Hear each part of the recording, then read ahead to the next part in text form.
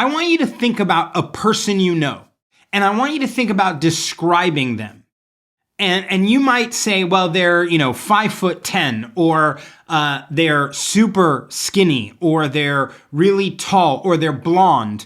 They have long hair, they have short hair, they have beautiful blue eyes. Whatever it is that you use to describe what a person looks like, you're typically going to choose their intrinsics, the things that likely don't change a lot. That's different than if you were talking to your spouse about someone at a party last night. You would then say, oh, it was the person wearing the blue shirt, the brown hat, the beautiful red pumps, whatever it is that they might have worn yesterday, but they might not be wearing today, right? You notice the distinction, right? If you're talking about someone who was there at an event with you just last night, you might use their articles of clothing. But for everything else, you're going to describe the things that are more static, that don't change often. When we talk about motivation, we often talk about motivation like what someone was wearing at a party last night. I don't have a lot of motivation, or I'm super motivated right now. As if it was gas in a gas tank, as if it was the red shirt, the blue pumps, the whatever that, could change at any given moment, when we should be talking about motivation in the other way. They're tall, they're short, they're heavy, they're thin, they have black hair, they have blonde hair. These are things that are more descriptive in a static sense. And you're going, wait a second, Chris, that doesn't make sense. I normally think of motivation as something that ebbs and flows, because you've been thinking about motivation wrong. You've been thinking about motivation as if it was something that might be there, might not be there. Maybe you walked out of the house and you had a raincoat, maybe you didn't. Who knows? But that's not how motivation works. Motivation is the way you're wired.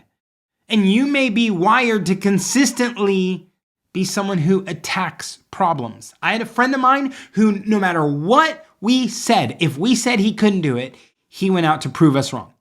That was in his DNA. You're like, I bet you can't climb that tree. Bet you can't climb that pole. Bet you can't climb on the top of that fence.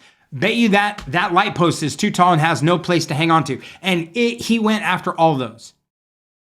He was shaped, wired for the challenge.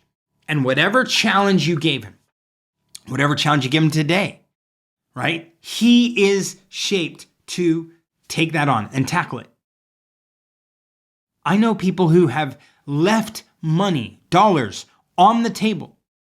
A buddy of mine who was told at the beginning of the year, if you just stay for a year, it's not about what you do or what you accomplish, but they had just bought the company and he had to stay. If you stay for 1 year, I'll give you 100% extra salary as a bonus. Couldn't make it past 5 months. Can you imagine, right? There are some people who are like, I'll just sit there and do nothing. He tried. He tried downloading every song off Napster. He tried doing everything he could to just hang out. But he couldn't pull it off because he was wired for meaning. To be part of something at the core of the work that he was doing was important to the rest of the organization. He wanted to be key, be central to what the mission of the organization was, and sitting around doing nothing, just collecting pay, was not how he was wired. We are each wired differently. And the reason we offer people the motivation code, the reason we say, go take this assessment, it's unlike any personality assessment you've ever taken, is because we know something to be true. And that is that if you understand how you're wired, if you understand your motivation code, or what we call M code, you will be able to tap into that all the time. Whether it's raining outside or not raining outside.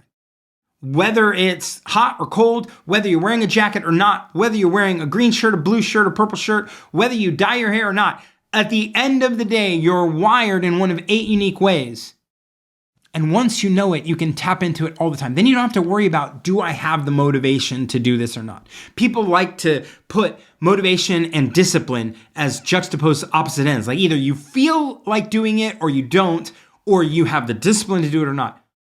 Imagine if you don't have to worry about that dichotomy simply because you understand how you're wired, and then you can leverage it so that you're always ready to go. You're always ready to take ground. That's why you should check out the M Code.